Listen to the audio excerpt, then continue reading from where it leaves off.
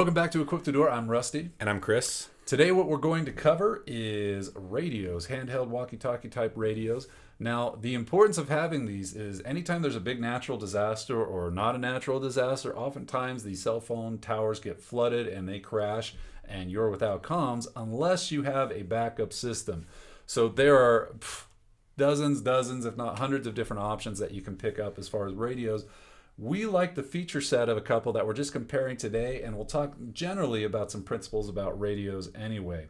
So a lot of you in the prepper community already have things like ham radios, the Baofengs, things like that. Now, one of the drawbacks of running on those frequencies, Chris, you want to hit that real quick? Yeah, I mean, so with the Baofeng, you have a radio like this, and it pushes a lot of different frequencies, but on some of the frequencies, like the ham frequencies, you're going to have a license for that, or the GMRS frequencies at higher wattage, you're going to have a license. So these things can get you in some trouble, but they also have a lot of versatility.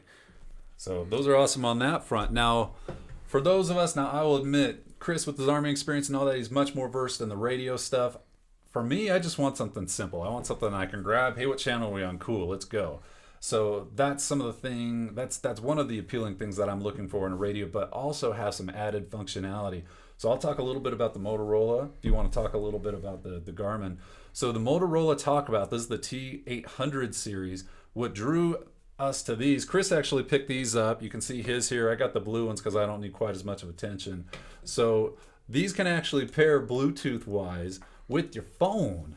So in your phone, you can send messages not over the cell signal, but through the radio, which I think is pretty neat. Now, we tested that, and at closer ranges, that worked. Right. So when we're in the neighborhood, that kind of stuff. But we'll show you the results in a little bit when we actually went out to a greater distance.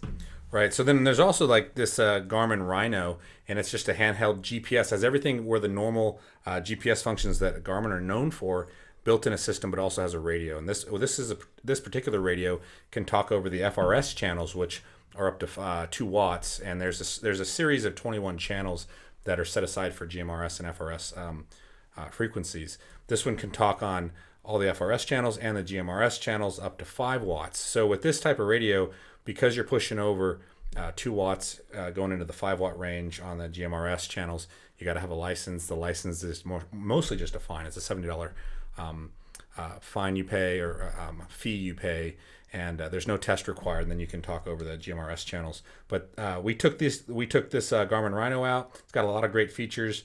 I have several of them. We took them out and tested them, see if they could actually push the range they claim.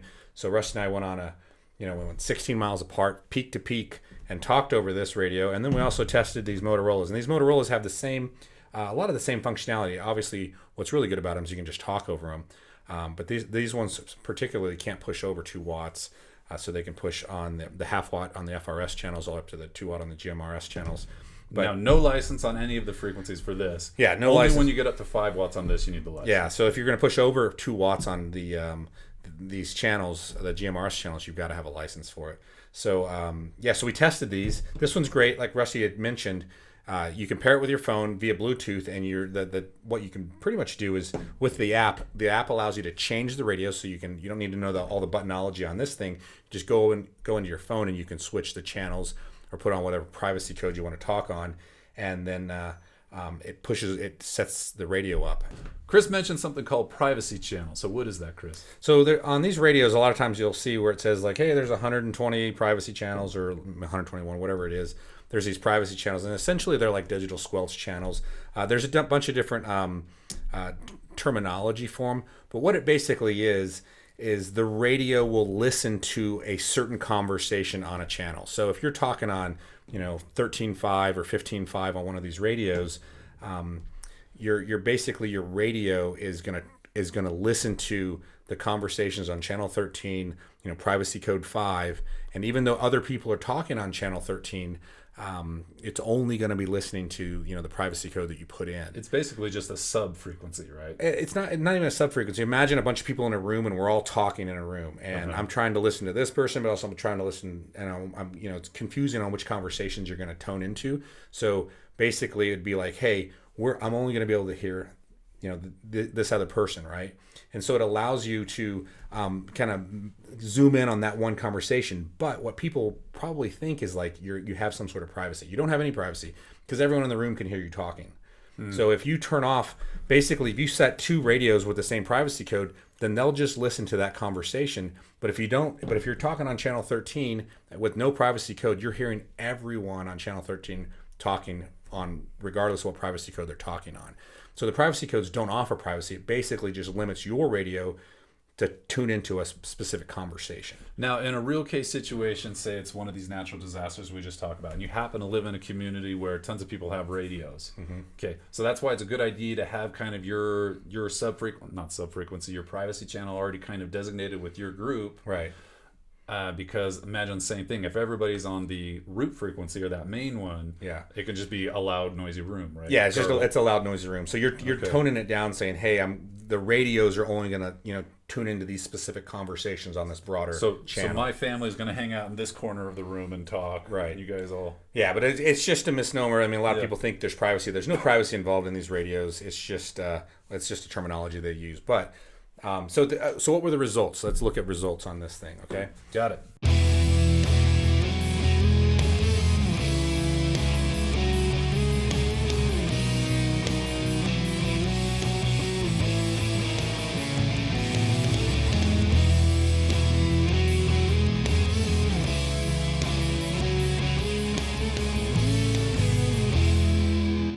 So Rusty and I went out to Utah Lake. Rusty is sitting in a parking lot over here, and I'm sitting on top of this mountain over here. It's about 16 miles line of sight between the two of us. All right, Chris is back here. I'm going to go ahead and shoot him a signal. He's on that mountaintop. So this is on the Motorola Talkabout. Here we go. Chris, this is Rusty. Come in. Hey, Rusty, I read you loud and clear. It's pushing all the way. So I heard that on the cell, but I did not hear that on the radio. Rusty, this is Chris. Can you read me over? I read you loud and clear, so that's at 16 miles from mountain to mountain. Pretty impressive. All right, there we go. Hey, so let's try to push a text message. These particular talkabouts push text messages and locations over the radio signal, so let's go ahead and try to push that. I'm going to text Rusty maybe my location, and we'll see how it works.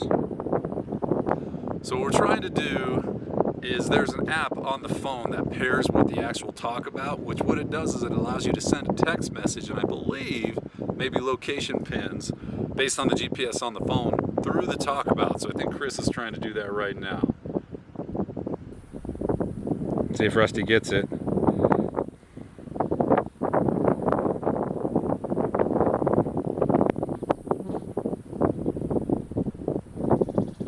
We have had one text message go through. So the text messages shoot over the radio's frequency, and so you don't need cell service, but basically you just need Bluetooth from the radio to your phone, and then you can supposedly push your location and text.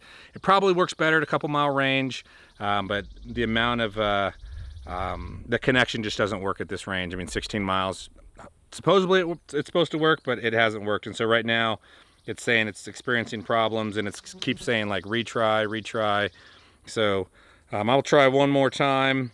Let's see if this works. So let me just see. I'm going to screen record this. Okay, so I'm going to try one more time, send my location, and it's just basically going to time out. But we do get voice at this range with these things. So these things are pretty nice.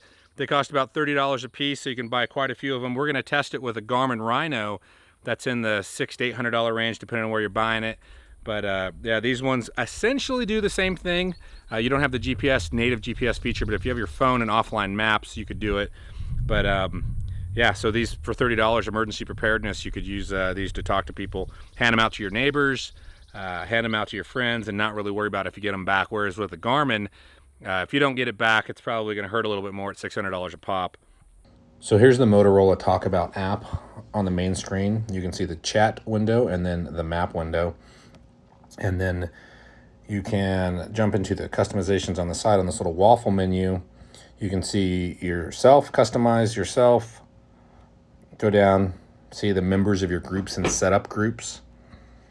You can look at your maps and then make offline maps, look at tracks, your location, and set up geofencing. So you have the app settings here where you can customize depending on your preferences for language and units used. So here's the radio settings. You can change the different channels, privacy codes, and other features. Switch over to weather or your pairing. So pretty awesome. You can check out your Bluetooth connection, gives you your battery that your radio has, and that's about it. So Okay, that's half watt on the Garmin, pushing from here all the way 16 miles across as the bird flies that mountaintop to Chris. Let's try this. Chris, this is Rusty. Do you read me?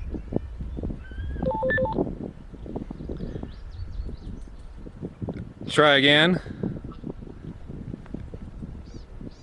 Chris, this is Rusty. Do you read me? Rusty, this is Chris. Do you read me? Rusty, this is Chris. Do you read me? It was a little choppy, but you did come through. Try that again. So Rusty is able to hear me at half watt, 16 miles away. I'm not able to hear him at all. Try again one more last time, Rusty, and then we'll switch it to 2 watt. Chris, this is Rusty. Do you read me? Nothing. Okay, let's try 2 watt. All right, flipping to 2.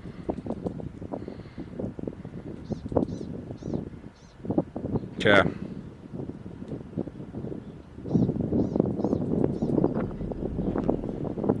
All right, now I'm going to try 2 watt. That's the nice part about this. You can switch that up. So here's 2 watt. Chris, this is Rusty. Do you read me? Rusty, this is Chris. Do you read me? Nope. Rusty, this is Chris. Do you read me? It is not coming through. Hey, are you at that location you were at last time where it was having issues? Yeah, so hey, you did come through on that one. Try that one more time. Chris, this is Rusty. Do you read me? Hey, Rusty, this is Chris. Read you a little bit. Can you hear me? That's a big negatory. Okay, let's try 5 watt. Okay, I'm on 5 watt. You ready? hold on. All right, switched it over to 5 watt. Going back See what we to got. radio. Okay, it says ready to transmit on GMRS. Okay, let's hit it. Chris, this is Rusty. Do you copy? Hey, Rusty, read you Lima Charlie. I did not receive that. Rusty, this is Chris. Read you Lima Charlie. Came in very broken. Are you catching me full? Try again. You came in very broken. Are you catching everything I say? I just caught everything you say on that last transmission, over. I'm receiving nothing from you. Rusty, this is Chris. Lima Charlie. Now you're coming through. All right, try that again. So at 5 watts, we were able to transmit back and forth. We're going to put it back down to 2 watts and see what happens. Back in 2 watts. Chris, do you read me? Try one more time. This is Rusty at 2 watts. Do you read me? I do not read you. Did not copy that. Rusty, this is Chris at 2 watts. Can you read me? Came through choppy, but did get a signal. You want to try half watt one more time? Rusty, this is Chris. Do you copy? So it's almost like the Motorola works better than the Garmin. This is a $600-700 Garmin GPS built-in radio. Pretty cool because it's one handheld package, but the Motorola definitely looks like it works better. Chris, this is Rusty at half watt. Do you copy? So I'm hearing Rusty key in, but it's coming over staticky. Rusty, this is Chris, half watt. Do you hear me, over? I just caught the first part of that message. Yeah, so half watt's pretty rough. All right, man, let's do one more time on the Motorola, call it good. All right, we're gonna try the Motorola one more time just to verify here. Okay, Chris, I turned off the Garmin. That's fine. Okay. I am loud at 13 5 on Motorola. You ready? Yep, we're ready. All right, this is the Motorola Talkabout one more time. Chris, this is Rusty. Do you copy? Hey, I copy loud and clear right now, Motorola. I don't know the wattage on this, but we'll look. It's probably 2 watts, but it's doing awesome. Yeah, I'm getting full messages as well as more loud and clear. Right, I'm getting the same thing over. All right, I think we're good. Let's wrap it up and get back to the studio. All right, so that was the actual real world demonstration. It was pretty cool. We got up on these mountain peaks talking out over a lake, over a valley. So it was fun to test them that way. It was 16 miles point to point. Around 16 miles point Around to point. 16 miles. Yeah. So here's my takeaways. This is the average layman when it comes to radios. So Chris can get more into the specifics of it, but we were on a channel that was only pushing half watt, and it was actually pretty clear. We could have a conversation going back and forth. On the half watt, we couldn't on the Garmin. 2 watts, we couldn't. And even at 5 watts, it was still choppy. Now, I know that the feature set with the waypoints and the GPS and all that, that may make up the difference for you if that's valuable to you. But if you just want purely comms, I think we're both agreed that this was better at just talking at that distance. Now, the problem was one of the upsell features of this particular unit is that ability to send text messages via the app with that Bluetooth connection. At that distance, we could not do it. Right. At closer distances, we could, but at that distance, we could not. Yeah, and looking back at it, when we were only pushing half watt, so we were on an FRS channel, and we were only pushing half watt. We tried to push text messages or send our locations over the app. It wouldn't work. If we would have switched over to a channel that allowed 2 watts, it probably would have worked, maybe. But I was surprised with the Garmin's. The only time we ever were actually able to talk clearly was at 5 watts. And where this one we could talk at a half watt and it was clear coming through. So I was pretty impressed with the Motorola. Got a great feature set. You don't need to buy these, $50 Motorola's that allow Bluetooth. You can grab, they got these, 10 packs for $20 a radio. Yeah, we were just looking. If you got a smaller family, there's the Motorola Talkabout like T100s, and right now on Amazon you can get like a 3-pack for $34. And what I was asking Chris is, okay, so those don't have the Bluetooth capability, but you can still talk on the same channel. Yeah. So maybe mom and dad get these so they can text or whatever if they want to, but then you can hand out to the kids or neighbors or whatever just those $10 ones. Right. And then you can talk on the same channel. Right. Yeah. I mean, you could. Okay. So, I mean, there's a lot of good scenarios where you could use these. You could buy a 10-pack of them. You're in a disaster. You start handing them out to the neighbors. You're not really worried about a $10 radio never coming back. Whereas if you got a $600, $700 radio, probably not going to hand this one out.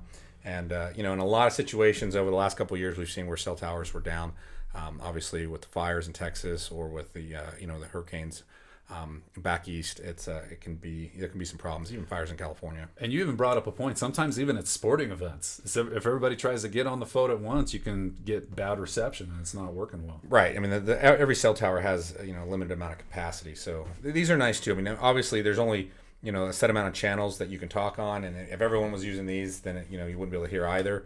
But it gives you a great option for some additional communications, especially if you're just in your neighborhood hunkering down. You can you're able to talk to neighbors or talk to your kids. So a lot of great feature set that these things offer for a pretty low price. Well, yeah, those I was really surprised because I thought, okay, the $700 radio is for sure going to be better, and I was shocked at how terrible at that distance the communication was. Yeah.